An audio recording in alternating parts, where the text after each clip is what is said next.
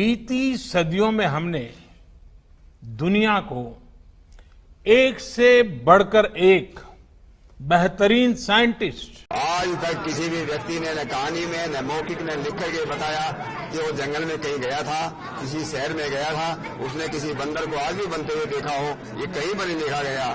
Darwin ने इस प्रकार की जो थ्योरी दी है वो वैज्ञानिक रूप से भी गलत है और इसलिए स्कूल और कॉलेजों के अंदर इसको बदल कर नहीं हुए। जब से धरती पर आदमी आया है, शुरू से ही आदमी है और आदमी ही रहेगा। तो ये थे महान साइंटिस्ट आईपीएस सतपाल सिंह, जो मुंबई के पूर्व कमिश्नर रह चुके हैं और बागपत उत्तर प्रदेश से एमपी हैं। स्टेट एचआरडी मिनिस्टर भी रहे हैं।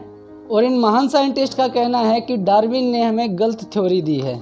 आदमी कभी बंदर था ही नहीं, आदमी हमेशा से ही आदमी था और हमेशा ही आदमी रहेगा। बेहतरीन टेक्नीशियंस, टेक्नोलॉजी एंटरप्राइज लीडर्स हमने दिए हैं। गाय के इस पे ऐसे हाथ घुमाएंगे तो अपने को सुख अनुभव होगा, उन्हें भी सुख लगेगा। लेकिन जब ऐसे हाथ घुमाते हैं उन्हें थोड़ी सी तकलीफ होती है, लेकिन वो सहन करती हैं। पर जैसे हम इनके ऊपर ऐसे हाथ घुमाते हैं, उल्टे क्रम में हाथ घुमाते हैं, तो हमारा बीपी ठीक होता है। ये अमृत है, ये साइंटिफिक है।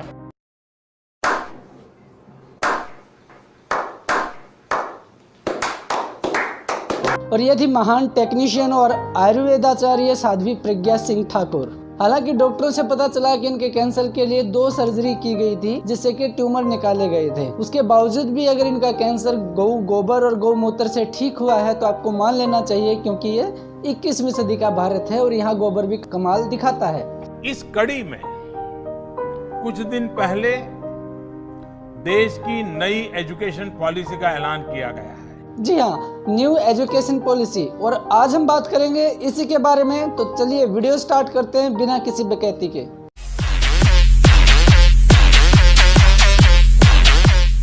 बहुत दिनों बाद न्यूज चैनलों से एक अच्छी न्यूज और सरकार की तरफ से एक अच्छी घोषणा आई न्यू एजुकेशन पॉलिसी 2020 को लेकर। हाँ, तो क्या हुआ, इस पे कोई बहस नहीं हुई ताल ठोक के, और ना ही कुरुक्षेत्र का कोई महासंग्राम हुआ, या फिर भारत की जनता ने भी चीखते हुए नहीं कहा कि पूछता है भारत।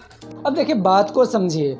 इतने सालों के बाद रामलला के लिसान भवन का निर्माण होने जा रहा है, तो ये शिक्षा, बेरोजगारी, महंगाई होती रहेंगी। इन पे बाद कभी फुर्सत मिलेगी तो ये पॉलिसी 21वीं सदी के नौजवानों की सोच, अच्छा, और उनकी जरूरतें, नौकरी नौकरी नौकरी, वैसे एक और भी है।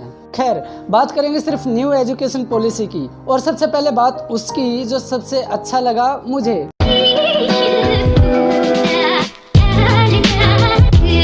Credit transfer in graduation. New education policy में कुछ ट्रूली रिक्वायर्ड चेंजेस हैं, जिसकी काफी समय से जरूरत महसूस की जा रही थी। और इसमें से जो मुझे पर्सनली सबसे अच्छा लगा वो है ग्रेजुएशन में क्रेडिट ट्रांसफर का प्लान। 12th के बाद अक्सर हम किसी डिग्री कोर्स में एडमिशन लेते हैं। 1 साल या 2 साल के बाद अगर हमें वो डिग्री चेंज करनी पड़ जाए या फिर पढ़ाई बीच में छोड़नी पड़ जाए, तो वो 1 या 2 साल जो भी हमने दिया है वो कम्प्लीटली बर्बाद हो जाता है। लेकिन अब ऐसा नहीं होगा। इस पॉलिसी के एप्लीकेबल होने के बाद अगर आप पढ़ाई बीच में छोड़ते हैं तो भी, या फिर आप डिग्री चेंज करते हैं, कोर्स चेंज करते हैं तो भी, आपको हर साल का क्रेडिट मिलेगा। पहले साल के बाद अगर आप डिग्री चेंज करते हैं, पढ़ाई छोड़ते हैं, तो आपको सर्टिफिकेट मिलेगा। 2 साल के बाद आपको डिप्लोमा मिलेगा और 3 साल के बाद आपको डिग्री मिल जाएगी। और जो स्टूडेंट हायर स्टडी में जाना चाहते हैं वो 4 साल की डिग्री कर सकते हैं, जिसके बाद आपको रिसर्च डिग्री मिलेगी 4 साल के बाद। यानी कि अब डिग्री आप 4 साल की भी कर सकते हैं। इसका फ़ायदा आपको एमए या एमएससी में मिलेगा, जो कि आपको सिर्फ 1 साल देना पड़ेगा एमए या एमएससी में। पीएचडी करने वाले स्टूडेंट्स को एमफिल करने की ज़रूरत नहीं पड़ेगी और पीएचडी रहेगी 4 साल की। उसके बाद दूसरा बड़ा चेंज है स्कूलिंग में।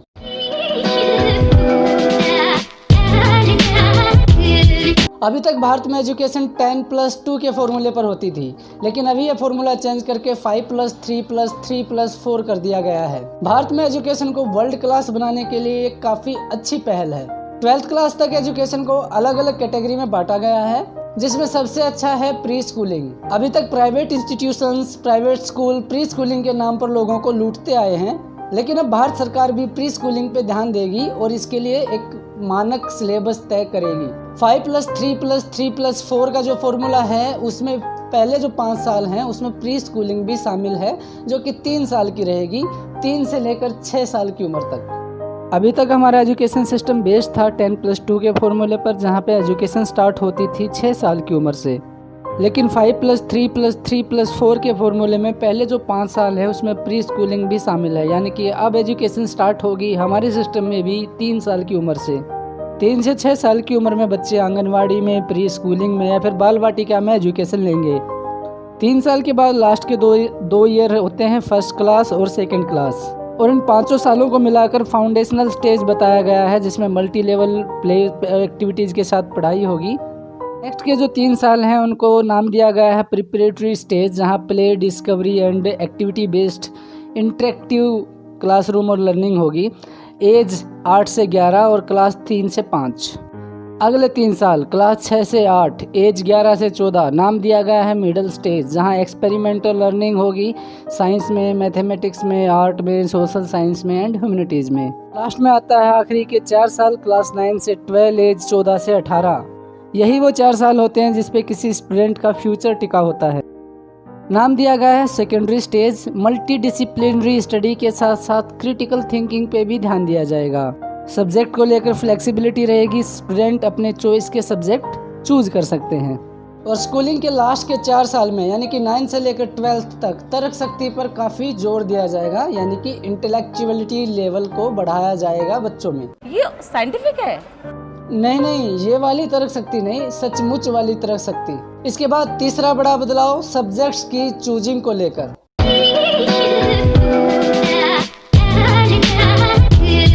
अभी तक 10वीं क्लास के बाद की एजुकेशन साइंस, कॉमर्स, आर्ट, जिसको कि ह्यूमैनिटीज भी कहते हैं, के आसपास ही घूमती थी। यूँ कहें कि हमारा एजुकेशन सिस्टम सिर्फ 3 कैटेगरी में बटा हुआ था, आर्ट, कॉमर्स और साइंस। लेकिन न्यू एजुकेशन पॉलिसी में इन सीमाओं को कम करने की कोशिश की गई है। आप फिजिक्स के साथ हिस्ट्री पढ़ पाएंगे। पॉलिटिकल साइंस पढ़ने वाला बच्चा अगर अकाउंट पढ़ना चाहता है तो भी ले सकता है, या फिर आप बिजनेस स्टडीज के साथ केमिस्ट्री पढ़ना चाहते हैं तो पढ़िए, कोई प्रॉब्लम नहीं है। यानी कि सब्जेक्ट के कॉम्बिनेशन के दायरे आप बंधे नहीं रहेंगे।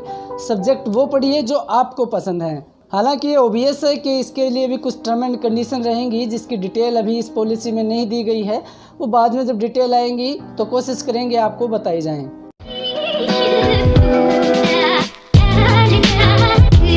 जी हाँ, हमारे समाज में व्यवसाय को लेकर काफ़ी गलतफहमियां हैं। जैसे कि अक्सर माना जाता है कि वेल्डिंग हुआ, कारपेंट्री हुआ, गार्डनिंग हुआ और प्लम्बिंग जैसे काम निम्न वर्ग के लोगों के लिए हैं, और वोकेशनल ट्रेनिंग के द्वारा इसी निम्न मानसिकता को कम करने की कोशिश की जाएगी। हर विद्यार्थी को 10 दिन के लिए वोकेशनल ट्रेनिंग में इंटर्नशिप का मौका दिया जाएगा। इस 10 दिन को आप बैगलेस स्कूलिंग भी बोल सकते हैं, यानी कि आपको पढ़ाई के अलावा सिर्फ वही काम करना है जिसके लिए आपकी इंटर्नशिप लगी है। मेरे ख्याल से ये एक बहुत अच्छी पहल है।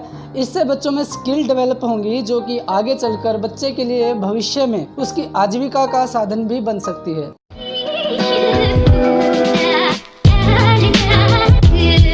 एक और अच्छी पहल, 6वीं क्लास से बच्चों को कोडिंग सिखाई जाएगी।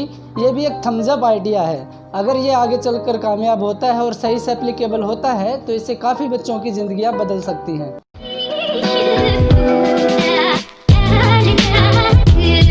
मेरी समझ से ये एक बहुत ही क्रिएटिव आइडिया है। अभी तक बच्चों के असेसमेंट सिर्फ टीचर्स के हाथ में होता था, यानी कि टीचर्स आपको बताते थे कि आप प्रतिभावान हो या आप नालायक हो। लेकिन नई पॉलिसी के अकॉर्डिंग ऐसा नहीं रहेगा। नई पॉलिसी के अकॉर्डिंग बच्चे के क्लासमेट भी उसके असेसमेंट में शामिल होंगे और साथ के साथ बच्चा सेल्फ इवेल्युएशन भी कर पाएगा, यानी कि आप खुद के गिरेबान में झांक कर देख सकते हैं। तो नई पॉलिसी के अकॉर्डिंग असेसमेंट यानी कि रिपोर्ट कार्ड में अब 3 कॉलम मिलेंगे, जिसमें से टीचर और क्लासमेट और स्टूडेंट सेल्फ में शामिल हो सकता है। ये एक बहुत ही अच्छा आइडिया है, क्योंकि रियल ज़िंदगी में ऐसा ही होता है। स्कूलिंग या कॉलेजिंग के बाद हमें अपने सही गलत का खुद से फैसला करना होता है, जिसके बारे में हमें कोई नहीं बताता है। और हमारा नेक्स्ट पॉइंट आता है education budget.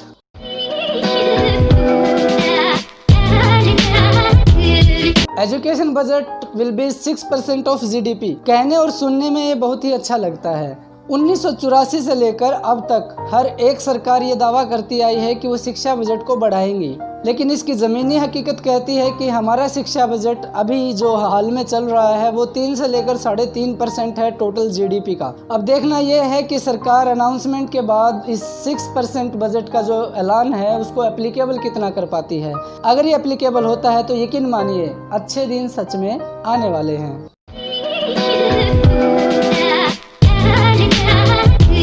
Instead of exams being held every year, school students will sit for exams only in classes 3, 5 and 8. यानी कि अब आपको एग्जाम हर साल नहीं देने होंगे। इस योजना का एकमात्र मकसद है रूट लर्निंग यानी कि रट्टाफिकेशन को कम करना। यानी कि सरकार चाहती है कि स्टूडेंट सिर्फ पास होने के लिए ना पढ़कर सीखने के लिए पढ़े, और ये सरकार के चाहने की बात नहीं है, यही हम सब के लिए ज़रूरी है और इसमें ही हमारा बेनिफिट है।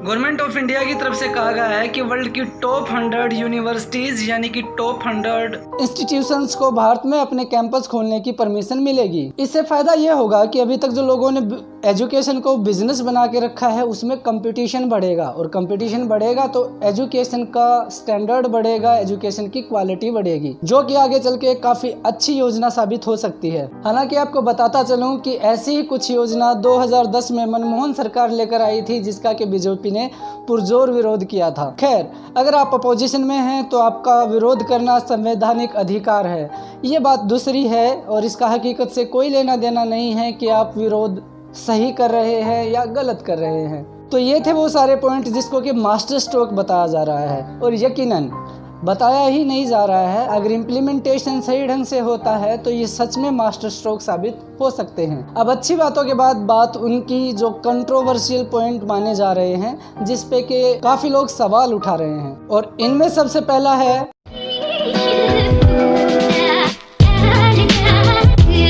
न्यू एजुकेशन पॉलिसी में एक क्लॉज है 14.1 जिसमें कि लिखा है जहाँ तक संभव हो कम से कम ग्रेड 5 तक, लेकिन बेहतर यही होगा कि यह ग्रेड 8 और उससे आगे तक भी हो। शिक्षा का माध्यम घर की भाषा, मातृभाषा, स्थानीय भाषा, क्षेत्रीय भाषा होगी। इसके बाद घर स्थानीय भाषा को जहाँ भी संभव हो भाषा के रूप में पढ़ाया जाता रहेगा। सार्वजनिक और निजी दोनों तरह के स्कूल इसकी अनुपालना करेंगे। विज्ञान सहित सभी विषयों में उच्चतर गुणवत्ता वाली पाठ्य पुस्तकों को घरेलू भाषाओं मातृभाषा में उपलब्ध करवाया जाएगा। हालांकि ये कहीं नहीं लिखा है कि ये मैंडेटरी है, लिखा है जहां तक संभव है, यानी कि संभावना तलाश कर इसमें फेरबदल मुमकिन है। इस पॉइंट के विरोध में तर्क देने वाले लोगों का कहना है कि ऐसे प्रोफेशन वाले लोग जिनका तबादला स्टेट टू स्टेट और सिटी टू सिटी होता रहता है, उनके लिए रीजनल लैंग्वेज में पढ़ाई करना काफ़ी समस्याप्रद हो सकता है, जो कि काफ़ी हद तक सही भी है। जैसे कि केवीएस स्टाफ है, सीआरपीएफ, सीआईएसएफ या फिर एयरफोर्स स्टाफ है, जिसका के तबादला हर 3 साल में अक्सर होता रहता है एक स्टेट से दूसरे स्टेट में। अब मान लीजिए किसी हिंदी भाषी क्षेत्र के किसी सर्विसमैन की पोस्टिंग चेन्नई या केरला जैसे शहर में आती है, स्टेट में आती है, और बच्चे का एडमिशन करवा दिया जाता है, तो बच्चा तमिल में या मलयालम में पढ़ेगा। फिर आपका ट्रांसफर महाराष्ट्र या फिर जम्मू या फिर कहीं भी किसी भी एरिया में हो सकता है जहाँ एक दूसरी रीजनल लैंग्वेज है, जहाँ तमिल या मलयालम बोली या सिखाई नहीं जाती, तो उस केस में बच्चे को काफ़ी परेशानी हो सकती है। इसी को ध्यान में रखते हुए सरकार के द्वारा केवीएस स्कूल चलाए जा रहे हैं, जहां लैंग्वेज हिंदी और इंग्लिश कंपलसरी और कॉमन लैंग्वेज होती है। तो किसी भी स्टेट, किसी भी लैंग्वेज, किसी भी भाषा का बच्चा उन केवीएस स्कूल में इजीली स्टेबल हो सकता है, अपने आप को स्थापित कर सकता है। कुछ लोगों का मानना यह भी है कि रीजनल लैंग्वेज पे जोर देने की वजह से इंग्लिश की जो इम्पोर्टेंस है वो कम हो जाएगी। इंडिया में इंग्लिश की इम्पोर्टेंस कम हो, इससे हमें कोई फ़र्क नहीं पड़ता, हमारे लिए अच्छी बात है। लेकिन सोचिए, अगर आप इंटरनेशनल लेवल पे काम करते हैं तो आपके लिए कितना फ़ायदा या नुकसान होगा, ये आप अपने आप से सोच सकते हैं।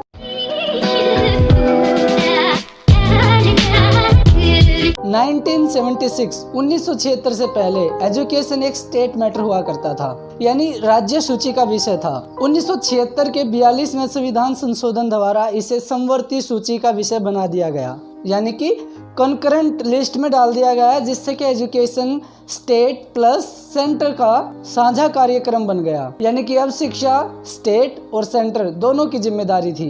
लेकिन अब सरकार का कहना है कि एजुकेशन के लिए एक सेंटर में कंट्रोलर बॉडी होगी और इसी के तहत HRD मिनिस्ट्री का नाम बदलकर शिक्षा मंत्रालय भी कर दिया जाएगा। यानी कि अब HRD मिनिस्टर नहीं होंगे, अब शिक्षा मंत्री होंगे।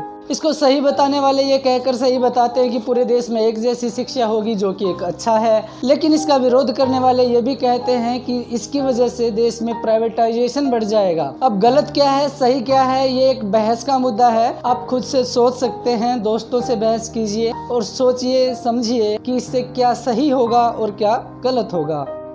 और अगर आप नहीं भी सोचेंगे तो जैसे जैसे वक्त बीतेगा परिणाम अपने आप सामने आ ही जाएंगे। 5 वर्ष तक देश भर में इसके हर बिंदु पर व्यापक डिबेट और डिस्कशन हुए हैं, हर स्तर पर हुए हैं और तब जाकर ये नई नीति बनी है। अब देखिए, ये मोदी जी की पुरानी आदत है, हो गई बात को मना कर देना या फिर जो बात हुई नहीं उसके बारे में बात करना। एक बड़ा विरोधाभास इस बात पर भी है कि इस पॉलिसी को लेकर कहीं भी कोई भी बहस या डिबेट नहीं की गई है। पार्लियामेंट को बाईपास करते हुए, यानी कि पार्लियामेंट्री सिस्टम को बाईपास करते हुए ड्राफ्ट पेश किया गया है। तो आज के लिए फ्री का ज्ञान बस इतना ही। मेरे द्वारा वीडियो में दी गई जानकारी से आपको कोई भी विरोधाभास है, आपके पास भी ज्ञान छलक रहा है, तो आपके लिए कमेंट सेक्शन खुला है, आपका स्वागत है। कमेंट सेक्शन में जाइए और अपनी सारी भड़ास निकाल दीजिए। इसके अलावा वीडियो पसंद आती है तो वीडियो को लाइक कीजिए, चैनल को सब्सक्राइब कीजिए और ज्यादा से ज्यादा शेयर कीजिए। आपका प्यार देने के लिए धन्यवाद।